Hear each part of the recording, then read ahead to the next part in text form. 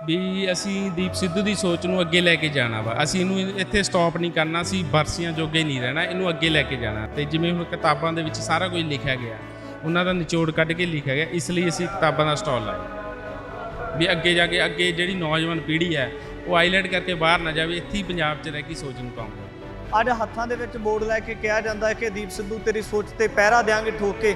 ਅਸਲ ਦੇ ਵਿੱਚ ਵੱਡਾ ਸਵਾਲ ਇਹ ਹੈ ਕਿ ਦੀਪ ਸਿੱਧੂ ਦੀ ਸੋਚ ਕੀ ਸੀਗੀ। ਦੀਪ ਸਿੱਧੂ ਦੀ ਸੋਚ ਇਹ ਸੀਗੀ ਵੀ ਇਤਿਹਾਸ ਨੂੰ ਐਨ ਪੂਰੀ ਨਿਪੱਖਤਾ ਨਾਲ ਅੱਗੇ ਲੈ ਕੇ ਜਾਣਾ ਤੇ ਸਿੱਖ ਕੌਮ ਨੂੰ ਚੜ੍ਹਦੀ ਕਲਾ ਵਿੱਚ ਜਿਹੜੇ ਮੈਸੇਜ ਦੇਣੇ, ਉਹ ਸਿੱਖ ਕੌਮ ਨੂੰ ਚੜ੍ਹਦੀ ਕਲਾ ਵਿੱਚ ਵਾਲੇ ਮੈਸੇਜ ਦਿੰਦਾ ਸੀ ਦੀਪ ਸਿੱਧੂ। ਜਿੰਨੇ ਲਿਟਰੇਚਰ ਦੀਪ ਸਿੱਧੂ ਪੜ੍ਹਦਾ ਸੀ, ਮੈਨੂੰ ਲੱਗਦਾ ਕਿਸੇ ਨੇ ਪੜ੍ਹੇ ਨਹੀਂ ਹੋਣੇ, ਤੇ ਉਹਨੂੰ ਪੂਰੇ ਵਿਆਖਿਆ ਨਾਲ ਸਾਰਿਆਂ ਦੇ ਸਾਹਮਣੇ ਪੇਸ਼ ਕਰਦਾ ਸੀ, ਜਿਹਦੇ ਨਾਲ ਲੋਕ ਮੋਹ ਲਏ ਜਾਂਦੇ ਸੀ।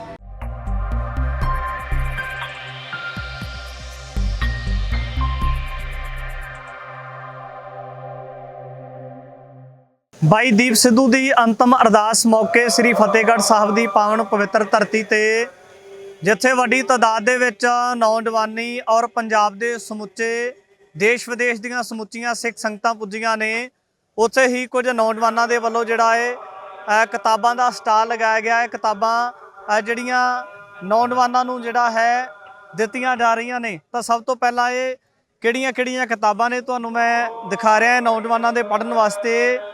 ਜਿਹੜੀਆਂ ਪੜ੍ਹਨ ਵਾਲੀਆਂ ਕਿਤਾਬਾਂ ਨੇ ਭਾਈ ਜਸਵੰਤ ਸਿੰਘ ਖਾਲੜਾ ਦੀ ਸ਼ਹੀਦ ਕਰਤਾਰ ਸਿੰਘ ਸਰਾਭਾ ਦੀ ਜੀਵਨੀ ਦੇ ਨਾਲ ਸੰਬੰਧਿਤ ਕਾਫੀ ਇਸ ਤਰ੍ਹਾਂ ਦੀਆਂ तमाम ਪੁਸਤਕਾਂ ਨੇ। ਤਾਂ ਇੱਥੇ ਵੀਰ ਨੇ, ਅਸੀਂ ਉਹਨਾਂ ਦੇ ਨਾਲ ਗੱਲਬਾਤ ਕਰ ਲੈਂਦੇ ਹਾਂ। ਬਾਈ ਕਿਹੜੀ ਜਗ੍ਹਾ ਤੋਂ? ਅਸੀਂ ਲੁਧਿਆਣੇ ਤੋਂ ਹਾਂ ਜੀ। ਕਿਹੜੀ ਜਥੇਬੰਦੀ ਦੇ ਨਾਲ ਜੁੜੇ ਹੋ? ਨਿੱਜੀ ਤੌਰ ਤੇ ਜੁੜੇ ਹੋ ਜਾਂ ਫਿਰ ਕਿਤਾਬਾਂ ਵੇਚਣ ਦਾ ਕੰਮ ਕਰਦੇ? ਨਹੀਂ, ਬਸ ਨਿੱਜੀ ਤੌਰ ਤੇ ਹੈ ਜੀ, ਕੋਈ ਜਥੇਬੰਦੀ ਨਾਲ ਨਹੀਂ ਹੈਗਾ, ਨਿੱਜੀ ਤੌਰ ਤੇ। ਤੇ ਮਨ ਦੇ ਵਿੱਚ ਕਿਸ ਤਰ੍ਹਾਂ ਖਿਆਲਾਤ ਹੈ ਕਿ ਜਿਹੜਾ ਦੀਪ ਸਿੱਧੂ ਦੀ ਜਿਹੜਾ ਅੰਤਮ ਅਰਦਾਸ ਹੋਣੀ ਫਤਿਹਗੜ੍ਹ ਸਾਹਿਬ ਦੇ ਵਿੱਚ, ਕਿਉਂਕਿ ਬਹੁਤ ਵੱਡਾ ਇੱਕ ਇਕੱਠ ਦੱਸਿਆ ਜਾ ਰਿਹਾ ਕਿ 3 ਲੱਖ ਤੋਂ ਉੱਪਰ ਦਾ ਲੋਕਾਂ ਦਾ ਇਕੱਠ ਹੋ ਸਕਦਾ ਹੈ, ਤਾਂ ਫਿਰ ਕਿਸ ਤਰ੍ਹਾਂ ਦੇ ਮਨ ਦੇ ਵਿੱਚ ਵਿਉਂਤ ਬਣੀ ਕਿ ਕਿਤਾਬਾਂ ਦਿੱਤੀਆਂ ਜਾਣੀਆਂ ਚਾਹੀਦੀਆਂ? ਵੀ ਅਸੀਂ ਦੀਪ ਸਿੱਧੂ ਦੀ ਸੋਚ ਨੂੰ ਅੱਗੇ ਲੈ ਕੇ ਜਾਣਾ ਵਾ। ਅਸੀਂ ਇਹਨੂੰ ਇੱਥੇ ਸਟਾਪ ਨਹੀਂ ਕਰਨਾ, ਅਸੀਂ ਬਰਸੀਆਂ ਜੋਗੇ ਨਹੀਂ ਰਹਿਣਾ, ਇਹਨੂੰ ਅੱਗੇ ਲੈ ਕੇ ਜਾਣਾ। ਤੇ ਜਿਵੇਂ ਹੁਣ ਕਿਤਾਬਾਂ ਦੇ ਵਿੱਚ ਸਾਰਾ ਕੁਝ ਲਿਖਿਆ ਗਿਆ, ਉਹਨਾਂ ਦਾ ਨਿਚੋੜ ਕੱਢ ਕੇ ਲਿਖਿਆ ਗਿਆ, ਇਸ ਲਈ ਅਸੀਂ ਕਿਤਾਬਾਂ ਦਾ ਸਟਾਲ ਲਾਇਆ ਵੀ ਅੱਗੇ ਜਾ ਕੇ ਅੱਗੇ ਜਿਹੜੀ ਨੌਜਵਾਨ ਪੀੜ੍ਹੀ ਹੈ ਉਹ ਆਈਲੈਟ ਕਰਕੇ ਬਾਹਰ ਨਾ ਜਾਵੇ, ਇੱਥੇ ਹੀ ਪੰਜਾਬ 'ਚ ਰਹਿ ਕੇ ਸੋਚ ਨੂੰ ਕਾਮਯਾਬ ਹੋਵੇ। ਹਾਂਜੀ।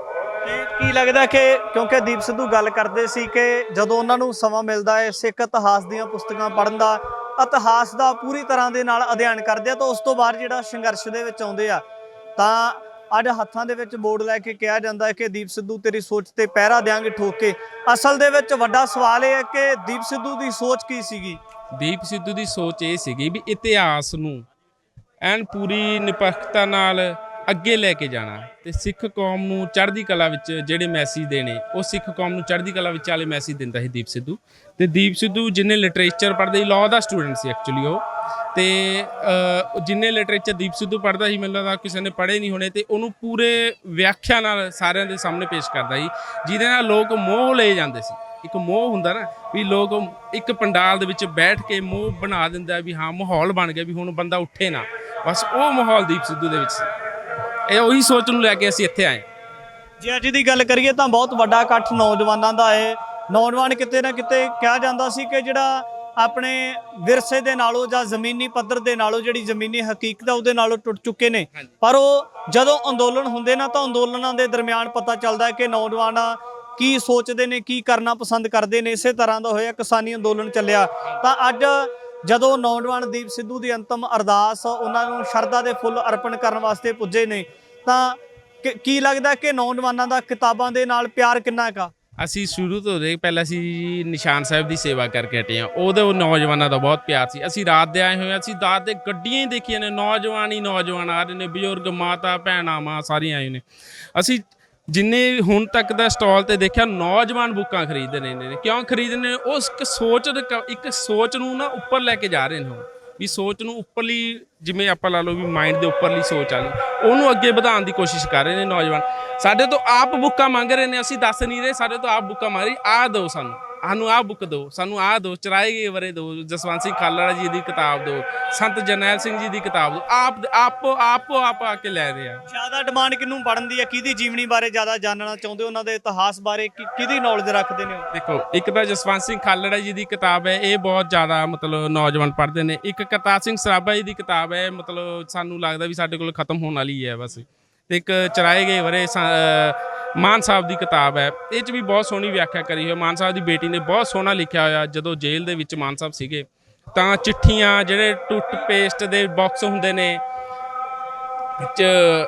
ਟੀ-ਸ਼ਰਟਾਂ ਦੇ ਬਾਕਸ ਹੁੰਦੇ ਨੇ, ਉਹਦੇ ਵਿੱਚ ਲਿਖ ਕੇ ਆਉਂਦਾ ਸੀ, ਚਿੱਠੀਆਂ ਲਿਖ ਕੇ ਭੇਜਦੇ ਸੀ ਮਾਨ ਸਾਹਿਬ ਉਹਨਾਂ ਦੇ ਪਿੱਛੇ। ਇਹਦੇ ਵਿੱਚ ਪੇਜ ਤੇ ਹੋਊਗਾ ਵੀ। ਤੇ ਆ ਦੇਖੋ, ਇਹ ਚਿੱਠੀਆਂ ਜਿਵੇਂ ਟੂਥਪੇਸਟ ਦਾ ਬਾਕਸ ਹੋ ਗਿਆ, ਹੋਰ ਹੋ ਗਿਆ, ਉਹਦੇ ਵਿੱਚ ਇਹ ਲਿਖ ਕੇ ਮਾਨ ਸਾਹਿਬ ਆਪਣੀ ਜਿਹੜੀ ਵੀ ਗੱਲ ਸੀ ਉਹ ਸਾਰੇ ਕਰਦੇ ਸੀਗੇ। ਜੇ ਤੁਸੀਂ ਪੜ੍ਹੋ, ਮਤਲਬ ਪੜ੍ਹਨੀ ਤਾਂ ਚਾਹੀਦੀ ਆਪਾਂ ਨੂੰ ਵੀ ਇਹਦੇ ਵਿੱਚੋਂ ਸਾਨੂੰ ਇੱਕ ਸਪਿਰਿਟ ਮਿਲਦਾ, ਸਾਡੇ ਮਨ ਨੂੰ ਸਕੂਨ ਮਿਲਦਾ। ਜਿੰਨਾ ਚਿਰ ਅਸੀਂ ਪੜ੍ਹਾਂਗੇ ਨਹੀਂ ਤਾਂ ਉਹਨਾਂ ਚਿਰ ਸਾਨੂੰ ਸਮਝ ਨਹੀਂ ਆਏਗੀ। ਤੁਸੀਂ ਵੀ ਕਿਤਾਬਾਂ ਪੜ੍ਹਦੇ ਹੋ ਜਾਂ ਫਿਰ ਵੇਚਣ ਤੱਕ ਹੀ ਸੀਮਿਤ ਹੋ? ਪੜ੍ਹਦੇ ਆ, ਤਾਂ ਹੀ ਤੁਹਾਨੂੰ ਦੱਸਿਆ। ਨਹੀਂ ਸਾਨੂੰ ਕਿ ਪਹਿਲਾ ਪੇਜ ਕਿਵੇਂ ਨਿਕਲ ਗਿਆ, ਤੁਹਾਨੂੰ ਦੇ ਪੜ੍ਹੀਏ ਤਾਂ ਹੀ ਤੁਹਾਨੂੰ ਦੱਸਿਆ ਜੀ। ਪੜ੍ਹ ਕੇ ਹੀ ਵੇਚਦੇ ਆ, ਬਿਨਾਂ ਪੜ੍ਹੇ ਕੁਝ ਵੀ ਨਹੀਂ ਵਿਕਦਾ ਜੀ। ਹਾਂਜੀ, ਬਹੁਤ ਵੱਡੀ ਗੱਲ ਹੈ ਕਿ ਕਿਤੇ ਨਾ ਕਿਤੇ ਕਿਹਾ ਜਾਂਦਾ ਕਿ ਜਦੋਂ ਕਿਸੇ ਯੋਧੇ ਦਾ ਜਿਹੜਾ ਪੰਜਾਬ ਦੇ ਬਾਰੇ, ਪੰਥ ਬਾਰੇ ਜਿਹੜਾ ਚੰਗੇ ਖਿਆਲਾਤ ਆਪਣੇ ਮਨ ਦੇ ਵਿੱਚ, ਚੰਗੀ ਜਾਣਕਾਰੀ ਰੱਖਦਾ, ਚੰਗਾ ਸੋਚਦਾ ਏ, ਤਾਂ ਕਿਤੇ ਨਾ ਕਿਤੇ ਜਦੋਂ ਇਸ ਸੰਸਾਰ ਤੋਂ ਚਲੇ ਜਾਂਦਾ ਹੈ ਤਾਂ ਕੌਮ ਦੇ ਵਿੱਚ ਜਾਗਰੂਕਤਾ ਆਉਂਦੀ ਹੈ, ਨੌਜਵਾਨਾਂ ਦਾ ਆਪਣੇ ਵਿਰਸੇ ਦੇ ਨਾਲ ਪਿਆਰ ਪੈਂਦਾ ਏ। ਤਾਂ ਇਸੇ ਤਰ੍ਹਾਂ ਅੱਜ ਦੀਪ ਸਿੱਧੂ ਦੀ ਅੰਤਮ ਅਰਦਾਸ ਮੌਕੇ ਵੀ ਜਿੱਥੇ ਕਿਤਾਬਾਂ ਦੇ, ਜਿੱਥੇ ਲੰਗਰਾਂ ਦੇ ਸਟਾਲ ਲਗਾਏ ਜਾ ਰਹੇ ਨੇ, ਉੱਥੇ ਪੁਸਤਕਾਂ ਦੇ ਨਾਲ ਹੋਰ ਵੀ ਇਸ ਤਰ੍ਹਾਂ ਦੀਆਂ तमाम ਸਿੱਖਿਆਦਾਇਕ ਜਿਹੜੀਆਂ ਵਸਤਾਂ ਨੇ, ਉਹਨਾਂ ਦੇ ਜਿਹੜਾ ਇਸ ਤਰ੍ਹਾਂ ਦੇ ਨਾਲ ਸਟਾਲ ਲਾ ਕੇ ਨੌਜਵਾਨੀ ਨੂੰ ਜਾਗਰੂਕ ਕੀਤਾ ਜਾ ਰਿਹਾ ਹੈ। ਮੈਂ ਰਜਿੰਦਰ ਸਿੰਘ, ਧੰਨਵਾਦ। ਵਾਹਿਗੁਰੂ ਜੀ ਕਾ ਖਾਲਸਾ, ਵਾਹਿਗੁਰੂ ਜੀ ਕੀ ਫਤਿਹ।